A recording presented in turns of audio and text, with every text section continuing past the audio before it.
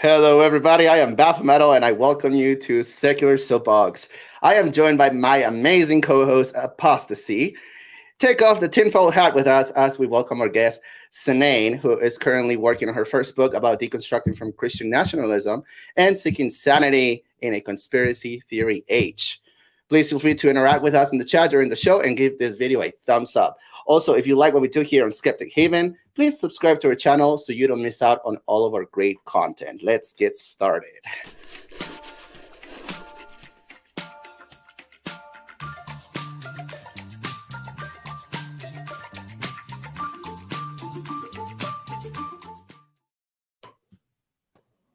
Hello. Hey. Hi. Everybody's on screen. We are here. Hi, Stacy, and hi, Cynane. What's up? Hello. Thank you so much for having me. Thank you for being here. We're so excited to get to know you and hear more about the book that you're writing and your journey of how you got to writing that book. So, I'm just super excited. I've been following Apostacie on Instagram forever. So I absolutely love everything. Aw, you, your mom. Everybody knows Apostacie. And I'm going to get on the Burning Eden podcast. I am going to. Yes!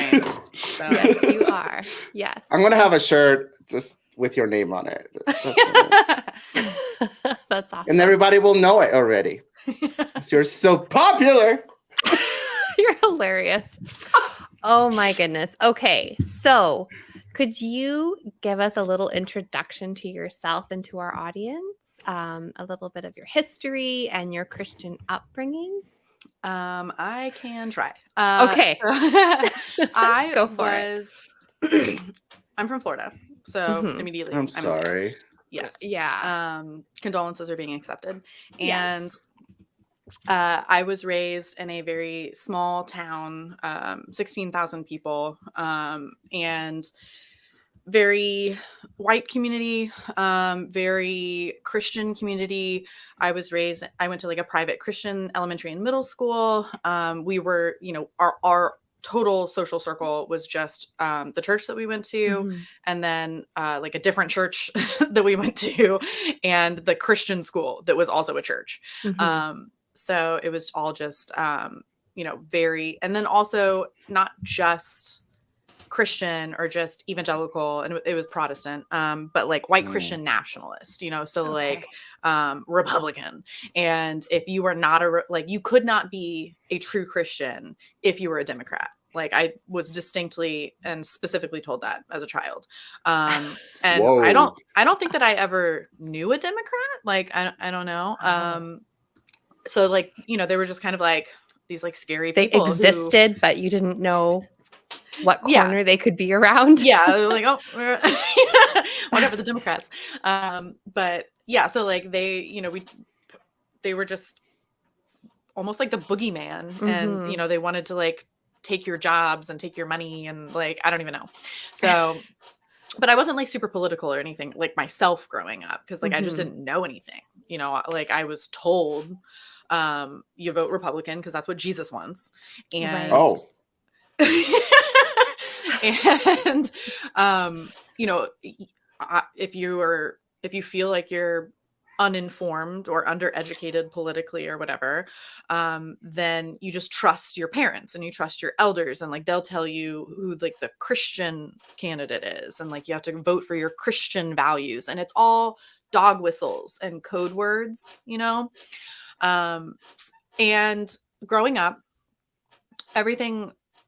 conspiracy theories were just kind of like normalized. All right. So like my family has a shit ton of guns, and like, I don't know what it's like in Canada, but that's what Jesus would want too, right? It is what Jesus would want. Obviously, like several gun lockers. Jesus would have multiple gun lockers, and at one point, I remember. I mean, at this point, I was in high school, and like I was just like, this is ridiculous. But like, there were all of these like rapture conspiracy theories, but just like beliefs in the rapture, beliefs in end times, belief that there was going to be like an antichrist and a one world order, and that it was somehow going to be like communist, and that we needed to like prepare for the apocalypse. Like I knew at least one family, maybe two families, who had actual bunkers like under the really? ground. My gosh. Yes. And it wasn't for protection from like environmental systems. It was No. mostly for the wow. No, it was for the tribulation. Wow.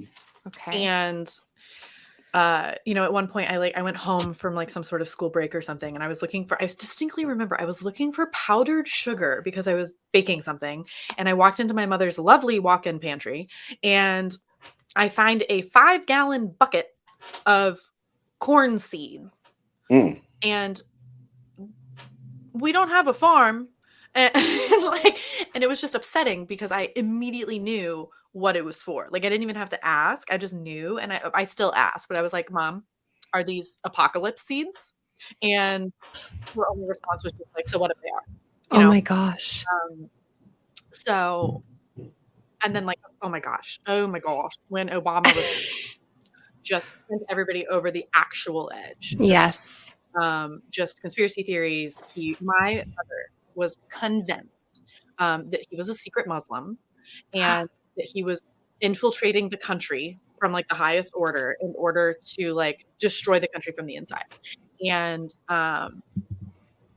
you know, there were other conspiracy theories, not from my family, but that I just heard, that like Michelle Obama was a man. I heard that one. Which is just rude. Yeah, just so rude. Yeah. What the heck? How dare you? She is lovely. And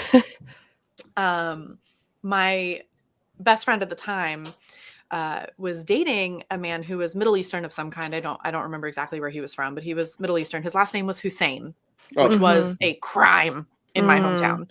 And he was like hardcore evangelical. All right. Like he was like super converted. He literally wanted to be a missionary. And her parents and my parents were still beside themselves and told us that he was lying, that he was secretly a Muslim, and that he was just trying to infiltrate our culture to destroy us from the inside.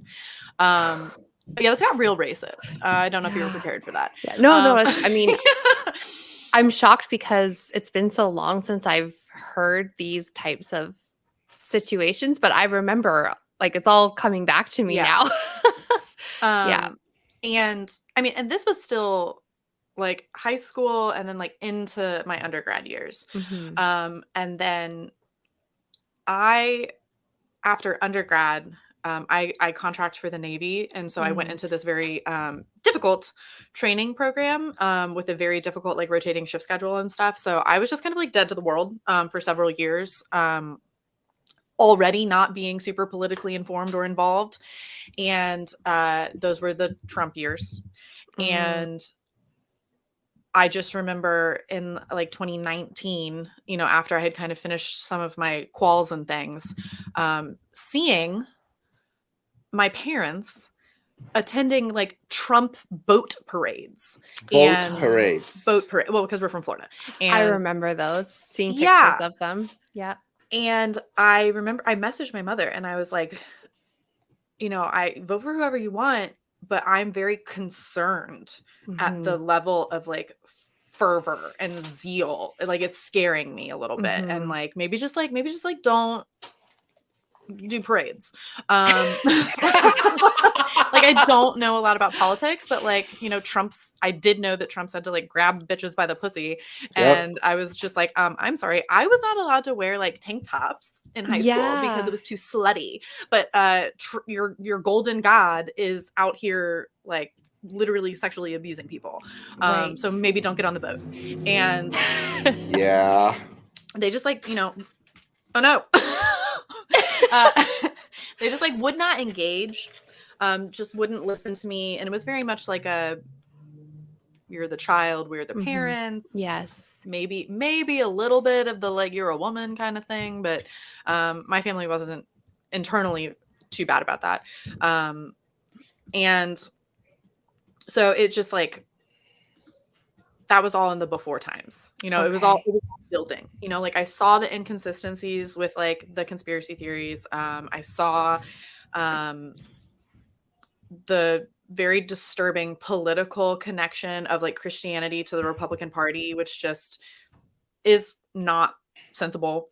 And then 2020 happened, and then COVID happened, and then, shit hit the fan, and we got all of the conspiracy theories with the vaccines and, that conspiracy theory, which I don't want to mention because I don't want to get banned from YouTube.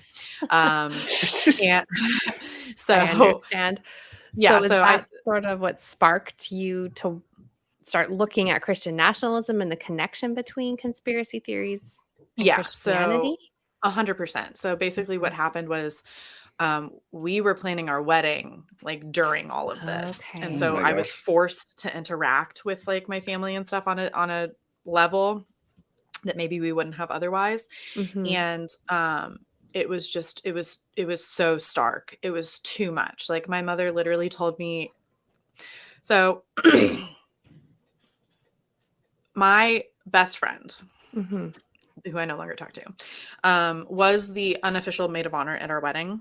And like before I knew about conspiracy theories, before I knew about that conspiracy theory, before I knew about anything, what started me down this path was like, I talked to her and she told me, so she had a friend from her church that she goes to back home, and it's like her best friend. And she told me in a voice message, she's like, oh my God, so like my best friend from church, this was before the COVID vaccines came out. She was like, my best friend from church believes that when the COVID vaccines come out, they're going to be full of secret metal.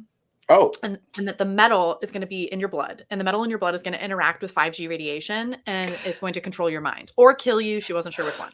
And again, like I have a degree in nuclear engineering, and I was just like, at first I didn't believe her because this was the first crazy thing I'd ever heard. I was like, oh, she doesn't really believe that. She just saw it on the internet. She thinks it's right. And she was like, no, she believes it. And I was like, you need to reconsider all of your life choices for tolerating the existence of this person, let alone being friends with them. And, if anybody other than me says the word radiation to you, you need to slap them and walk away. And she basically like, and I called her friend a smooth brain. And she got... I like that term. Oh, that's good. Okay. Yeah. And she had the audacity to be offended by that. And I was like, you don't get to tell me that 5G radiation is going to control my mind and then have me not react with violence because we have met. And so like, I was just like, oh no, something is very wrong. Something is very wrong because this person is my age. This isn't some boomer. This isn't our like aunt or our grandma. This is like a 20 something, normal-ish person. So that, and she was talking about people that she went to church with. So there's a whole group of people. And then her other best friend, I was following on social media, started posting stuff like hardcore for that conspiracy theory, talking about pedophiles, talking about a communist wave overtaking the United States. And I was just like, what is happening? And so I tried to plan my wedding while all this was going on, while trying to educate myself on the conspiracy theory beliefs. Okay. Because then my parents refused to get vaccinated. They were stockpiling hydroxychloroquine and like vitamin D. My dad has one lung and is over 65 years old, or is 65 years old, and is a cancer survivor. And I was like, Dad's gonna die. All right. Like, literally the definition of high risk. And I understand that like the chances of getting it are still low or like whatever, but I was like, why would you take the chance? And it was literally just because they were listening to like just misinformation. I don't know how else to describe it other than like, it just wasn't, it didn't even make sense. It was just partisan. It was just like, it was coming from a lens that they liked, not that it was coming from a lens that, like made sense. And,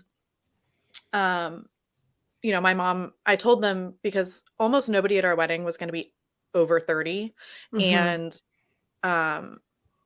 we happened to time it like perfectly at like the lowest point of Delta before Omicron took off. So it was like, we thought COVID was going away. At the time, we thought the vaccines were like 99% effective. So we felt comfortable having the wedding. It was all outdoors.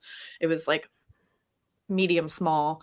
But I told my parents, I was like, I cannot get married if you guys are not vaccinated. I just will never feel comfortable with that, especially with Dad. Yeah. And my mom literally told me it was just elope, cancel the wedding, rather than get vaccinated. And I was just like, no. So Thank God my father, I don't know if he recognized the need to get vaccinated for himself, but he Right. recognized that it was very important to me. And so it took him 3 days to convince her to get vaccinated. Wow. And they eventually did, but and like just more drama along the way. Like every little thing was a fight. And I was like, I don't even care about like the color of the napkins at this point. I just want you guys to stop talking about Jewish space lasers to the in-laws. Yeah. So like, and so eventually, after many conversations, like via texting and stuff, because I'm in South Carolina and all my family and friends are in Florida, I had to tell my 5G radiation friend, my maid of honor, just please don't show up. Wow. Just please don't come because I can't handle it. I had 2 other bridesmaids also from my hometown who were also anti-vaxxers, but they weren't like hardcore conspiracy theorists. They weren't like spreading things. They were just kind of confused. Right. And so, I didn't feel the same level of like vehemence towards them. But the other girl, she was like sharing stuff and like attending anti-vaccine events and like just crazy stuff. And Sean Foyt, if you guys know who Sean Foyt is. Yes, I do. My arch nemesis. I don't. So to give some context on who Sean Foyt is, he's the Let Us Worship singer.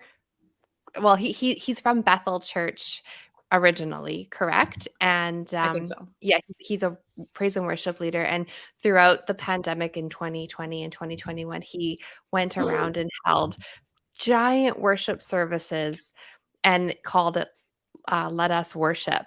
And it was just, they drew in thousands and thousands of people. And basically they were super spreader events. So yeah, there was one in 2020 in, I want to say West Palm, which is like close to my hometown. And I knew like maybe 4 families at least who went to that. And they called it, because my friend was posting about it before she went. And so I looked it up because I was like, what is this? And they did call them like Let Us Worship or whatever. But the one that they went to was called like a protest revival. Okay. Oh. Right. And I looked at the website because I was like, what is it that they're protesting? I just want to know. And it didn't say. It wouldn't say, but it was face masks. Of course. And yeah, so like stuff like that. And so basically we made it through the wedding, but it was awful. And I feel like it basically just like strained every one of my relationships. At one point, having a conversation, my brother lives at home with my single lunged father. And, I had reached out to him to be like, can you help me? Because like mom and dad are doing some crazy ass shit. And he was just like, we should let the weak die. Whoa. Oh yeah. Wow. And I was just like, you realize that that's our dad. Our dad would qualify in that the weak. So yeah, so it just really strained all of my relationships, my parents, my best friends, my brother. Like it wasn't just like one person. It wasn't just like, oh, my aunt or my mom. It was my entire community. It was my entire town. It was literally every single person that I've ever met in my entire life. And so I didn't know how to react to that. I deep dove into conspiracy theories because I was like, what do they believe and why do they believe it? So I know everything about conspiracy theories now. And that eventually, like immediately after the wedding, we got married in October for Christmas. So like just a month or 2 after our wedding, I got text messages from one of my friends from undergrad and then this guy from work. Totally independent people, do not know each other, lovely human beings. And they both texted me like Christmas Eve and maybe the next day. Almost identical text messages. Like I need to go back and screenshot them because they're almost verbatim. Like, I'm home for Christmas. My dad is saying some crazy, that conspiracy theory stuff. What do I do? And I was just like, I don't know. Like I was unsuccessful, so I don't know what to tell you. You're screwed. And so I saw that, like, it wasn't just a my family problem. It wasn't just a Vero Beach, Florida problem. It bigger. And now it just felt so unfair that like other people were having to deal with the same thing that I had been like struggling with for the last 2 years, that I felt like an almost physical snap, because I was like, this isn't just a conspiracy theory problem. This is a Christian problem. Like, why are they all Christians? Why are they connecting this to Jesus? Exactly. And yeah. And so I was like, oh, okay. And so I started, I don't know. I have a friend from work, and she's like convinced that we're like a little bit on the neurodivergent spectrum. And she's just like, your special interest is definitely information gathering. Because like after that, I just started reading like a bunch more books. And honestly, it was people, this was like before I found Apostacie, but it was people like Apostacie that started all of this just on like TikTok. Like Lacey Bean, April LaJoy, these TikTokers. I realized, oh, there are other people like me, and I'd never seen that before. And then I found some book recommendations, and then I found some more book recommendations. And then, I got, really into like the psychology behind conspiracy theories. And that kind of led into the psychology behind cults. And it's all the same. And I started writing it all down, because I was like, all right. Because, okay, so initially, in some of the books that I was reading, especially like Dr. Stephen Hassan, he has Combating Cult Mind Control, and he talks about his like cult exit counseling and stuff. And it sounds almost kind of like an intervention, like you get everybody who like loves that person and you talk to them, like whatever it is. But it was like the inverse of that. It was one person against an entire community, not like an entire community coming together to help one person. And so, and to like really have these meaningful conversations with people. And trust me, I have tried for years. And with the geographical distance, it's just very difficult. Like even just with my mother, like I've made zero ground. And my maid of honor, I had to kick out of my wedding because like there just zero ground was made. Like you couldn't, they would not engage in a conversation. Wow. And, I thought that, after reading some stuff, like what you need to do is have these like, you have to have meaningful connection, like a deep emotional connection to somebody, like a mother or a parent or something like that. Right. And you have to have consistent, persistent questioning, and you can't call anybody a dumbass, which I'm physically incapable of doing. And you have to like ask slow probing questions over the course of weeks or months, and you may or may not ever be successful. And it was literally impossible for me to do that with so many people. And so I was like, I'll write it down. I'll write an essay, and I'll just put down everything that I have found out about these conspiracy theories that they believe, and I'll just try to like explain why all this stuff is bad. And I started writing it down, and it ended up being a lot longer than an essay.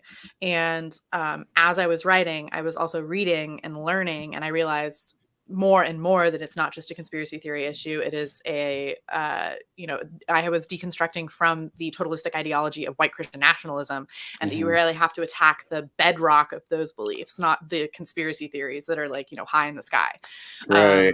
So now it's a book, and I'm still working on it. That's awesome. Are you familiar with street epistemology? I'm sorry, say again.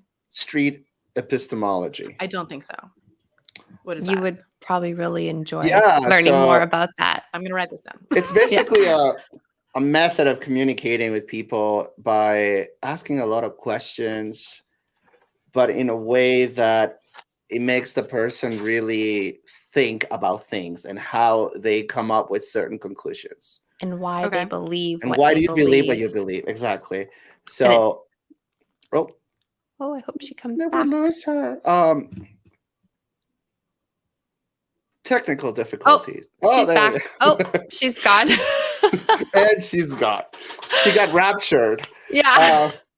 Which is another conspiracy theory.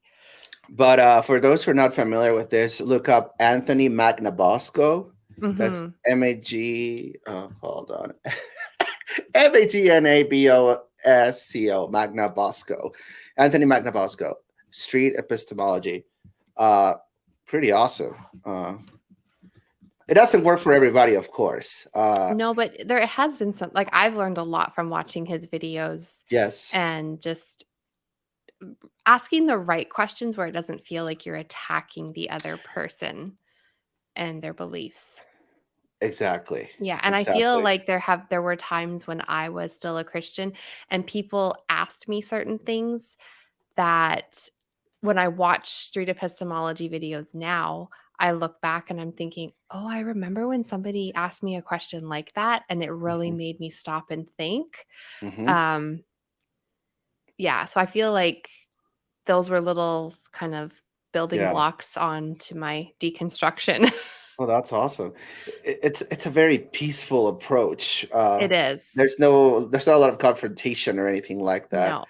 No. Which is the opposite of what of The my opposite of personality. No, I'm just kidding. No, I you don't go asked attack people or anything like that. But no, I and do like make fun of dumb stuff. well, it's sometimes it's hard not to, especially when you've come out of like it's hard not to have that bit of anger as well Right. after leaving. So, yeah. Her computer died. She will be right back. Oh, I see. She just texted me. So, Gotcha. she will Well, be back. that's totally okay. Yes. Well, so going off the topic that she was, talking about, it's really interesting how a person who tends to be very indoctrinated in those religions, especially the cults, are also very what's the word?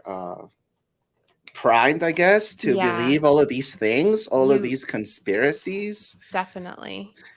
I've And interviewed people that used to be very fundamentalist and at the same time used to be into the conspiracies, but when they deconstruct it from the religion, all of a sudden they don't believe any of that either. you And so don't. it's so weird. It's like, Yeah. very I interesting. feel like I um kind of walked almost on the conspiracy theory lines. Hi, welcome back. I am so sorry. Don't worry about it.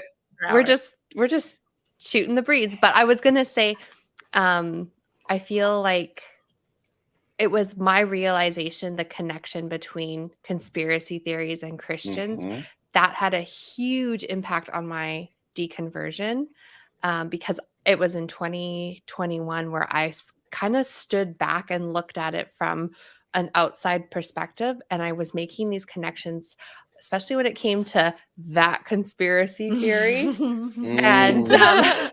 I was like, okay, why is it that Christians seem to be the ones that are the most against it? And it was an overwhelming majority. Yeah. So that was sort of the beginning. Well, there was a lot of beginning of the ends for me, but that was the real beginning of the real final end of any sort of Christianity for me. So it's just so fast. That's also why I wanted to have you on, because making that conspiracy theory connection to Christianity was just mind blowing for me. So, Right. as I'm sure it was for Yeah. you. So, Well, and the other thing too is that like I mean, like I've talked to, I don't know, just like a lot of people at this point in my own personal life, like a lot of people, just everybody in my personal life, like at work and just random places. And then also like, I have my Instagram platform, which is like in the ex-evangelical community, but like so many people say that is what it was, that it was the COVID conspiracy theories and everything that happened in 2020 that finally like, opened their eyes. Like, because did you find it got out of, I mean, I think it got out of control. Everyone and their dog, people who didn't normally fall for conspiracy theories were posting, and they fell for every single one. And I was just sitting back like, okay, that's just crazy. Like the one that really stood out to me was the whole Wayfair scandal. Oh my God. Do you know that one, Beth? See, because you weren't in this circle. No. So Wayfair as in like the company, the website. furniture. Yeah. Okay. Get So your there was futons and Kind of rings a bell, but so the Wayfair more. scandal, that's where the whole hashtag Save the Children kind of came from, the in a sex way. trafficking, But supposedly. they were saying that now you can correct me if I'm not saying it properly, but basically Wayfair was kidnapping children and trafficking them in their furniture. And that's why they named their furniture different children's names. And if you Googled part of their furniture's names, like say the Rebecca armoire. Well, if you Google Rebecca missing child, you're going to find a Rebecca missing child. And Wayfair is at the center of that scandal. So it was basically like built into like a larger trafficking conspiracy theory that Wayfair was just like a part of the, the evil cabal network. But I think that it started because there was like one specific cabinet that had a very unique name, and there was a missing child with that unique name. But and then they just found like a whole bunch of cabinets, and they were saying that they were shipping children in these cabinets, and eventually like one of the children who had been missing had been found like years ago, and she like made a counter video saying like, I'm not missing and I'm not in the right here. Hi guys, it's me. Rebecca. It's good. But I have a question. For that. I have a question. Do you think that when these rumors, these conspiracies get started, I'm sure they originate from somewhere. I don't know from where, but do you think they're done on purpose with the intent of misinforming people? Or do you think that somebody who's actually cuckoo for Cocoa Puffs, who truly believes this kind of crap, and then, discerns all this information? Truly a mix. So if you look into like the specifics of specific conspiracy theories, and like, that conspiracy theory is kind of an umbrella conspiracy theory for like hundreds of other like minor conspiracy theories. My favorite is that Donald Trump is a time traveler. And he's like fighting crime through time. People actually believe this. But basically like everything is so interconnected, and everything is it's just like a soup of awfulness. And a lot of the stuff starts on like message boards, 4chan, 8chan. You know what 4chan and 8chan are? I do, only because of QAnon, and I've done the research, but you can explain. You know what Reddit is? Yes. Okay, so Reddit is like 8chan for babies. Basically all right, so again, I did nuclear engineering, so I know a lot of nerds. And I'll Google this later. You don't have to explain. Well, I mean, for people who don't know, who are watching too, basically, it's like Reddit, but there's no moderation. So nobody's kicking out the Nazis. Nobody's taking down the misogynistic or the racist comments or the hate speech or the threats, like Reddit does. So like, that conspiracy theory did have a board on Reddit, and it eventually got kicked out by the moderators because they kept threatening the life of Hillary Clinton. But if you go to 4chan or 8chan doesn't exist anymore. Now it's 8kun. They are run by people. They're run by people who believe in basically ultimate free speech. Is basically like this ideology of like ultimate free speech. Nothing should ever be taken down, and then you end up with a website full of pedophiles, and not like made up ones, actual ones. So a lot of and it's honestly like so disturbing, because if you study the conspiracy theories, inevitably you're going to see that a lot of them are formed on these websites, and they're formed on these websites by people who are also sharing deeply anti-Semitic content and deeply racist content, white supremacist content. And there's also an extremely disturbing connection between the darkest corners of these websites directly to Donald Trump, directly to Tucker Carlson, to Donald Trump. So like, you can track the timeline of, so for example, I hope I'm not saying anything wrong, but January 6th, we had the woman who was shot for breaking into the Capitol building. Her name was Ashley Babbitt. Are you familiar? Okay. Yeah, I remember. She died. Yeah. It was very sad. And because she was a true believer, like she was one of those people, one of the nut jobs who truly believes it. She stormed the building, got shot, was murdered.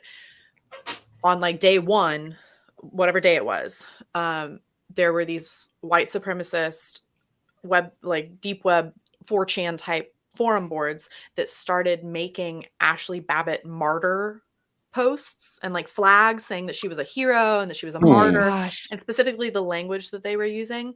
And then within like a day or two, so X amount of time, like the same exact language was being used by Tucker Carlson on the #1 television show on cable.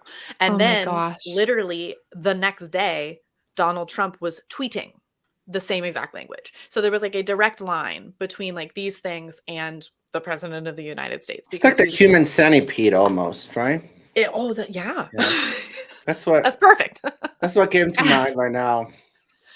But the people, and you can go back and you can look at like who's specifically so the COVID conspiracy theories are also deeply tied to that conspiracy theory. Like you can't separate them really. There was a pre-existing anti-vaccine conspiracy theory movement before COVID. Right. Back in like, I think it started in like the 1990s. There was a doctor in England who eventually lost his license named Andrew Wakefield, who did all of these. He's the guy who initially said vaccines cause autism. And he had some research that he published and people were very excited about it. And then it was just disproven. And that happens in science. Like that's normal. Like, okay, we couldn't replicate your results. Like that's fine. Yeah. But he doubled down on it and he was like, no, like, I'm right no matter what. And he went to the press and he just started spreading this information. And you know, so he also was like, he was like some financial crimes as well. So like he was like a true believer / one of those bad actors that you're talking about who's just in this for a profit. But if you look at that conspiracy theory specifically, people are pretty sure we know who it was. They have an idea of like who started it, and then it kind of got hijacked. It's a whole thing by this other guy who ran for the House of Representatives, and I want to say Arizona. So that's super fun for us, like like that. Yeah. Wow. So, but the people who initially pushed that conspiracy theory, there was kind of like a band of 4chan influencers, and they also had like YouTube channels and they had Instagram pages, and they basically took it from 4chan and purposefully in a movement tried to spread it, and they were very successful. And then it still lived on the internet, and you know, like most of the boomers aren't making it over to anything but Facebook. So for the most part, it did still stay kind of on the internet until, exactly as you said, there were kind of like, I want to say like 2 or 3 big moments in 2020, 2021 that like ruined the world. And one of them was the Save the Children movement, because it was exactly at the height of the BLM movement. And you had all of these white evangelical Christian and Mormon mothers. Yes, you know, I was just 20 something year old white ladies who want to feel the moral superiority. Instagram of BLM. Influencers. Yeah. Yes. The mommy bloggers. Yeah. Never underestimate the mommy bloggers. Okay. Like they're a force. If we could just get Taylor Swift to like harness that. But basically they wanted the moral superiority of the racial justice movement of BLM, but they were racist. So instead of BLM, they all made their own thing, because like, what's more important than racial justice? Child sex trafficking. Right. You can't argue with child sex trafficking. So they jumped on this hashtag Save the Children movement, and Save the Children is an actual child charity. Like it's an actual thing that is not bad. All right. Like they do good work. And there were certain conspiracy theory influencers who deliberately, like they had a plan. They were like, let's, like hard pilling and soft pilling is, or like red pilling. Yeah. All right. So if you get somebody to believe in that conspiracy theory, you're red pilling them, which is a Matrix reference. Gotcha. And if you get them to believe in like mole children and Jewish space lasers, that is hard pilling. All right. Because they're like, they're deep in it. But you can soft pill somebody. You can just tell them that there's government corruption. And then they're like, yeah, love that. And so they believe in these little more reasonable sounding things. Yes. And then eventually, you know, they go down the rabbit hole and they end up being hard-pilled. Ah. But Save the Children they deliberately started this movement, and they deliberately stole the hashtag of Save the Children to soft pill people. Like, that was on purpose. And those people were possibly true believers. They might have thought that they were doing it for a good cause. There are definitely people in the conspiracy theory world that are just trying to like make a buck off of it. But I do think that for the most part, it's people who truly believe in it. And Save the Children took massively popular, and it soft pilled everyone. That's why you saw so many people radicalizing, because, you know, once you start, it's very rapid. And then the other big thing that happened in 2020, 2021 was the voter fraud and the conspiracy theory of voter fraud. It was just like one after the other, after the other, after the other.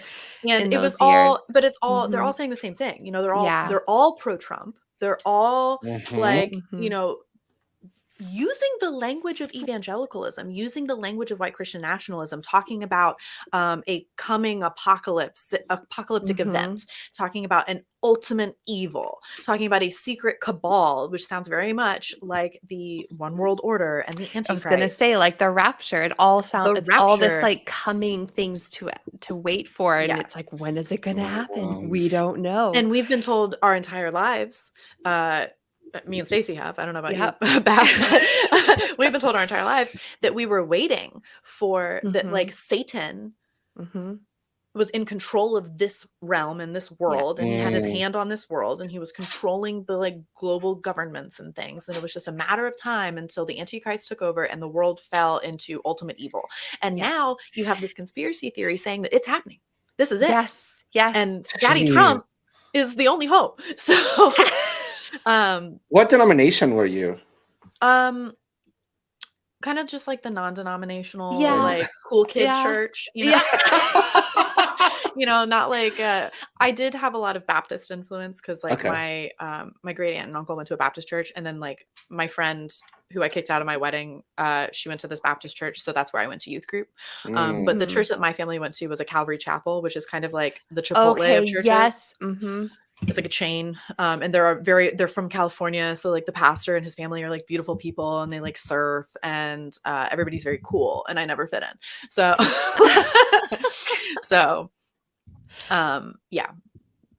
nothing like super Pentecostal or super crazy. So no speaking in tongues?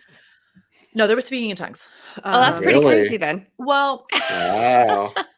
There was like low key speaking in tongues. It wasn't done like during the church service, but it was done during like private Bible studies and things. And the other thing that I did not mention is that like I was like low key, like kind of raised in an actual cult. Not really. Are you familiar with IBLP? Yes. So the Institute for Basic Life Principles, my family was not in it, for which I am eternally grateful. But everybody that I knew was. And my friend who I kicked out of my wedding, she was one of the more deeply involved people in that. When I went to undergrad, she taught English in Taiwan through an IBLP program.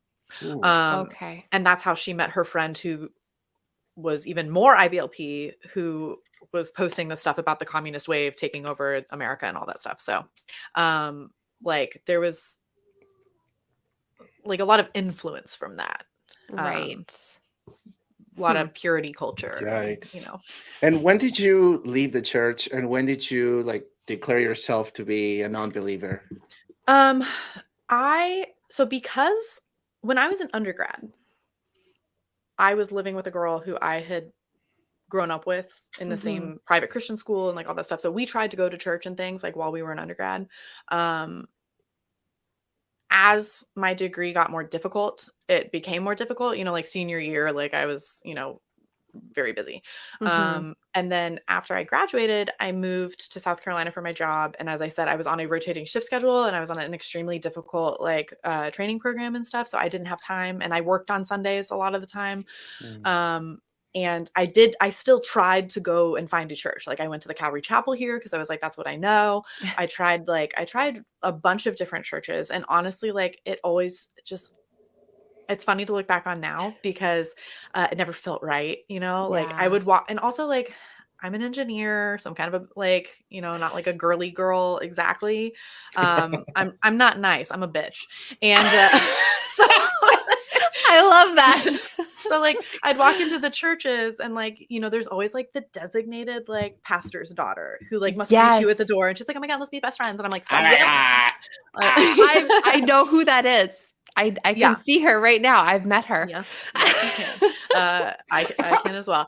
And like for me, like that's just not how I socialize, and like that was not an attraction for me, and it all just felt very fake. And so like I never found a community in a church, and I just with work and stuff, it just was longer and longer and longer of me not going to church. So like I hadn't been to church for a very long time, and my husband, who I'm now married to, we were dating at the time. He was raised Catholic, not super devout, but like Catholic. And so we would occasionally go to some Catholic churches or whatever, but it is not the same. My mother was convinced that he was like, you know, dragging me to hell by taking me to Catholic services. But like, you know, they're not gossiping around the potluck after service and stuff. So it's just, it's very different. And by the time 2020 rolled around and all this conspiracy theory stuff started happening, that, you know, that snap is where I would say that I said like, okay, like I am separated from this. Right. That was not until after my wedding in December of 2021. So this is recent. Wow. Yeah. But it was definitely like a longer journey leading up to that, you know? Yeah. So. I understand that. So what factors do you believe contribute to the susceptibility of certain Christian individuals falling or embracing conspiracy theories in your research? I don't know if I would call it research. I have no degree in sociology or psychology or anything. Things. Well, you read a lot, so I have read. I'm not an expert. For your book, yes. What are some of the factors that you come across? So basically, my thesis is that it comes down to cults, and it comes down to cult psychology. And big fan of Robert J. Lifton. Dr. Robert J. Lifton, he was back in like the 1950s, one of kind of the first people to study what we now today identify as cults. And he called cults totalistic ideologies, or that was a word that he used. That was a term. And if you look at like an actual cult, so, and a lot of experts don't like to use the word cult because it is too socially stigmatized. Like everybody calls everything a cult, you know, and so it's just lost its meaning. But if you look at like what we can all agree is a cult, if you look at Jonestown or Heaven's Gate or the Manson family or something like that, they are a totalistic ideology. They use the totalistic ideology, but they're centered around one central charismatic leader figure, right? So like evangelicalism is not a cult because we don't have like that one central charismatic figure person. And, or, you know, most religions, you would not fit that category. So it really just depends on the language that you use. But they do use a totalistic ideology, and they do use what cults use, which is what Robert J. Lifton called thought reform. Okay. And he had 8 characteristics to define what thought reform was. Margaret Singer. And Dr. Janja Lalich, they use a different term, kind of to mean the same thing. They called it social and psychological control programs. And I love that string of words because it's a social control and a psychological control. It's like a personal and an environment. Thought reform, social and psychological control program. I think it was Dr. Stephen Hassan. He called it mind control. Dr. Janja Lalich in one of her books says she doesn't like to use the word mind control because it sounds too sci-fi, you know? Right. So again, she doesn't like the term brainwashing.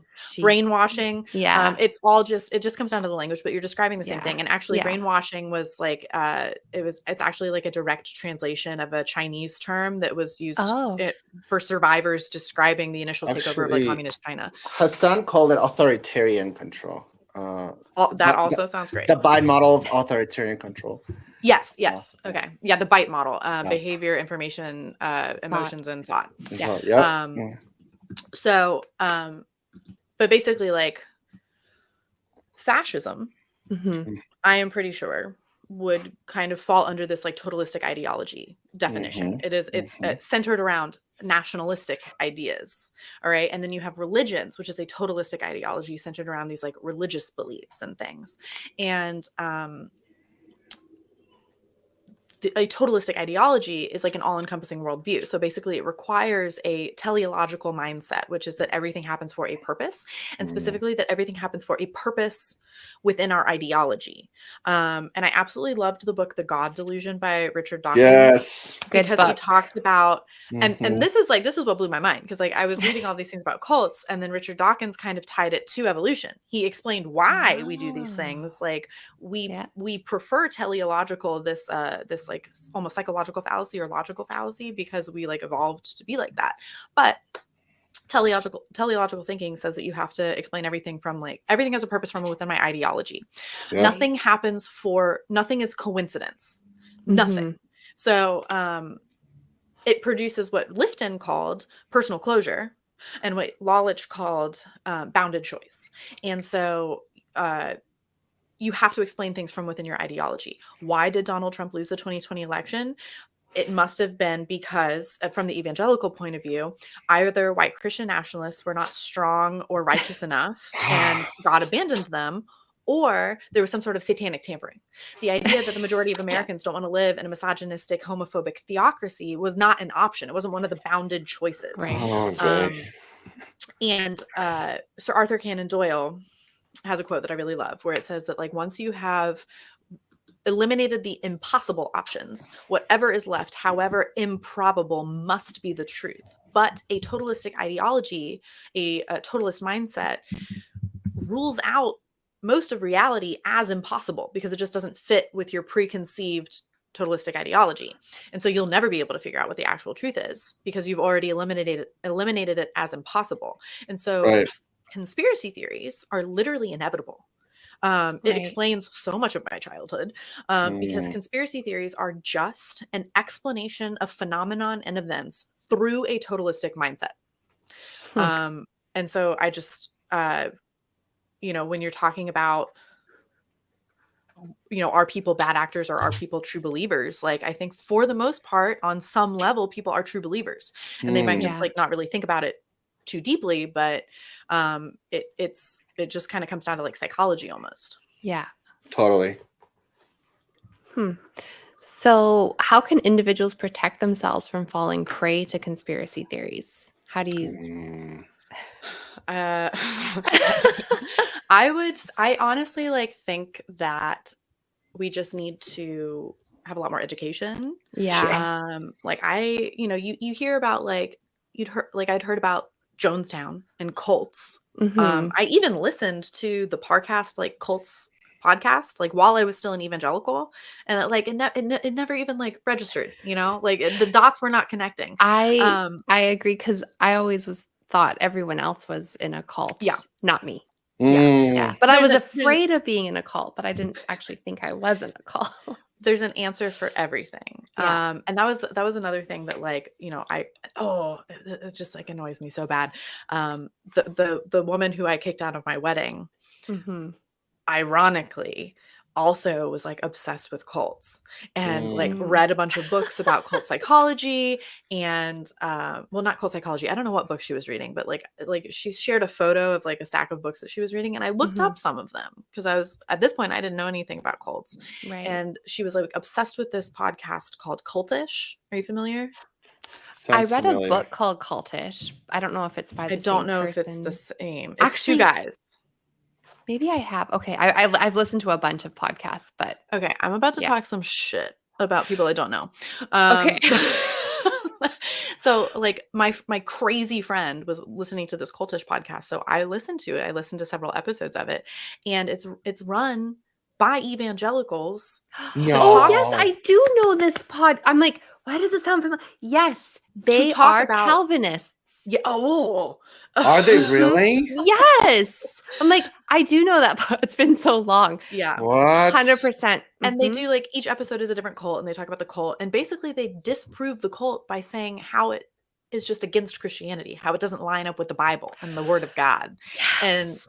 And I looked up one of the hosts, like I followed their Instagram and stuff because I am now like deep stalking this girl from my hometown. And he was like an election denier and like was literally I was like, what is the irony of a guy running a cult podcast who is literally sharing conspiracy theory information? Like it doesn't like it's insane. That's like the pinnacle. So I say that like, I do wish that like this was just like more common knowledge, just more, we need to educate the general public about not just cults, but thought reform, the tactics of thought reform. And Lifton has 8 characteristics, which I do not have memorized off the top of my head. I should work on that. And the other thing is like specifically for evangelicals. All right. So like, and again, I am giving advice left and right without any kind of qualifications. I tried, the deep conversations, the like, don't call somebody a dumbass, like ask them probing questions, right? Make them think for themselves. Like, why do you believe this? Like, I tried that. Yeah. Okay. Epistemology. Yeah. I think that it would work better maybe in a different situation if you had like more direct contact or something. Right. But what my book is aiming to do and what my new tactic is basically to, as I said before, attack the bedrock of the white Christian nationalist belief. Like you cannot argue with somebody about microchips or, the mark of the beast or Jewish space lasers. You can't because like you're dealing with something that's like, the top block of 100-block tower. You have to be targeting what's at the base. And what I think is at the base of white Christian nationalism is American exceptionalism. I don't know about you in Canada. I'm sorry. It's okay. We get a lot of like spillover here. So. Yeah. And I know for a fact that like this is like a big thing in like Australia too. And they also love Trump, which is weird. What? Yeah, like there's a huge like that conspiracy movement in Australia, probably Germany too. Germany, England, like they're everywhere. But oh no, I hate it here. American exceptionalism is like one of the 2 pillars. All right. And it's, we have to address the actual history of the country. We cannot believe that this is like, God's chosen country. Like, it's just so ridiculous. Every country in like the history of the human race has believed this. Like, the King of France thought that he was, picked by God. Like, do you not see the relationship? So American exceptionalism and like actual American history, the connection between the white evangelical church, like the history of the white evangelical church back to the Civil War and its connection, just deep connection to racism. Also fuck purity culture. And the other side of that, I think, is biblical inerrancy. Like we have to dismantle biblical inerrancy if we are ever going to do anything. And it just, when you really start looking into it, it's laughable. Like like there's so many very convincing arguments against biblical inerrancy, like from a biblical study standpoint, Right. And like I've heard like a lot of like atheist arguments, atheist apologetics, as an evangelical, and none of them, the dots weren't connecting. None of them, because you have a preset answer for all of this. You're like, well, I already know. Yeah.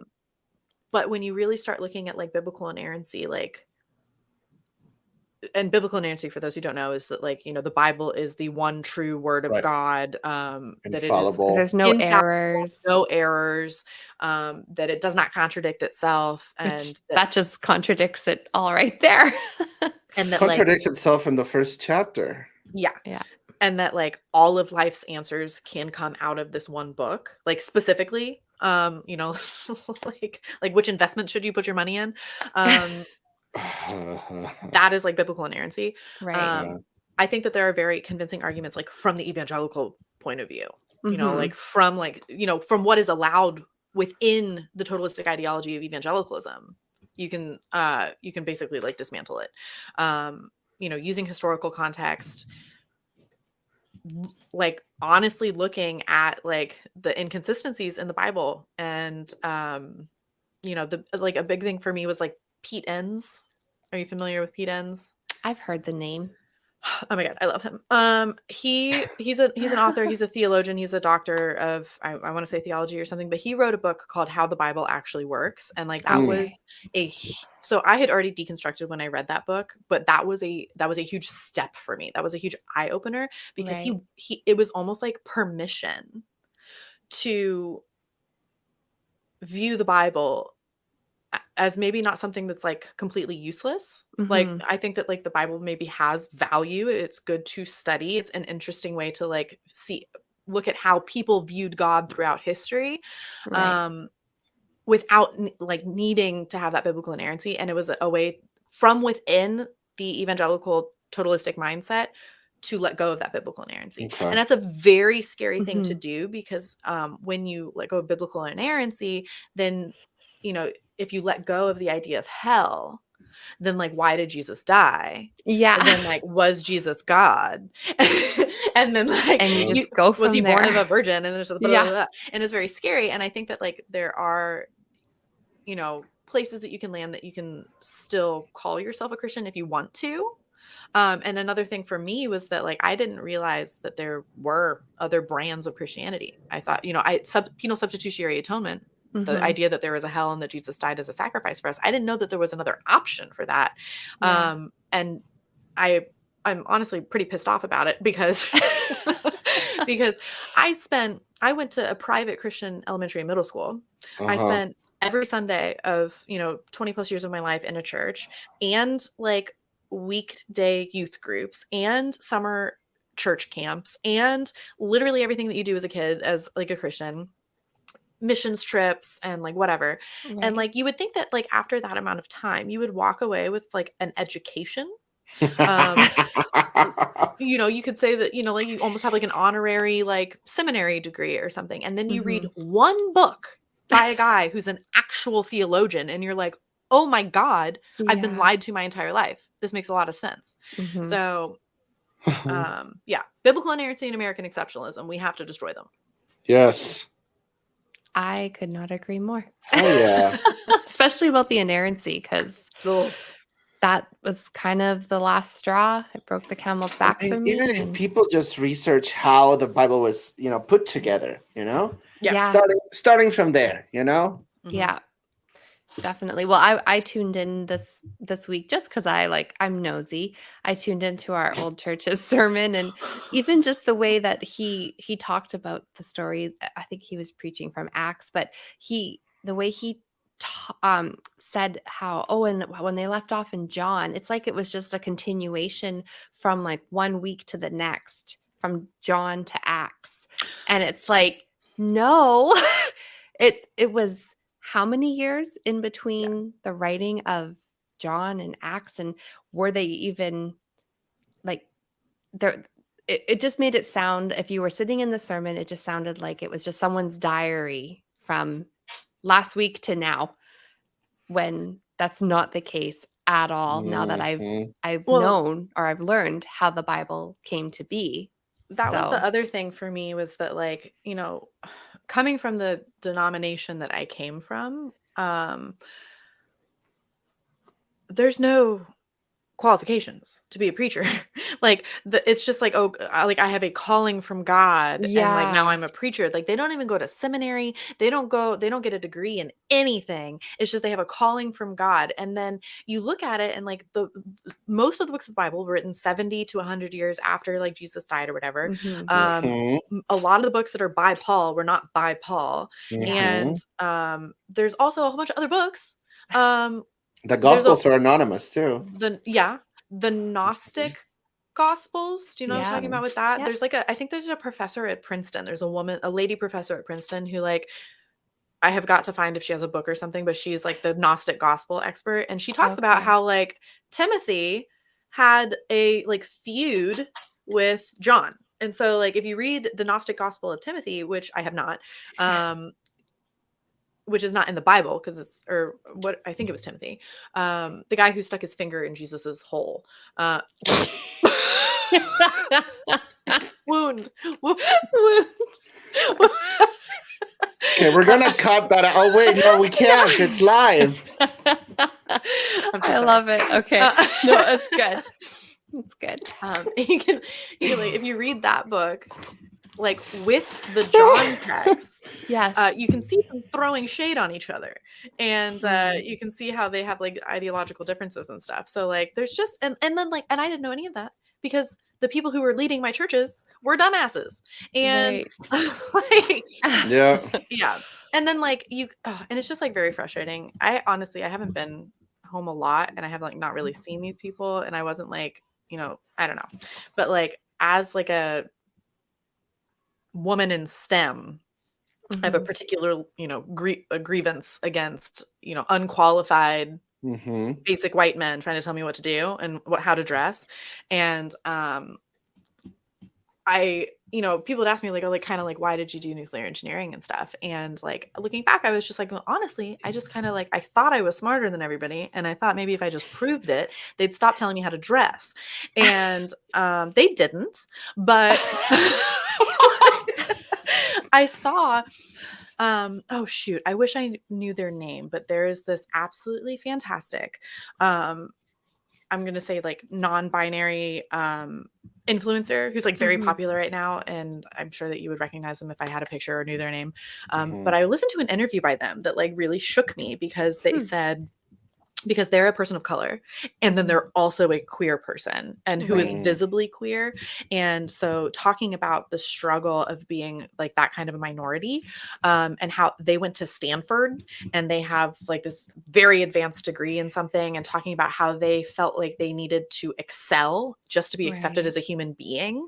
And how a lot of like other people of color feel the same way. Like Black people feel like they have to like, excel just to be treated like a moderately successful person, whereas like a white person can just like like be a homeowner, and it's like wow, pretty much. And like I was like, oh my god, like that's what I did. I didn't realize that that's kind of what and obviously on a different scale, not nearly as much struggle as like what they had to go through and everything, but like as a woman being raised in purity culture in an environment where there's just like a bunch of like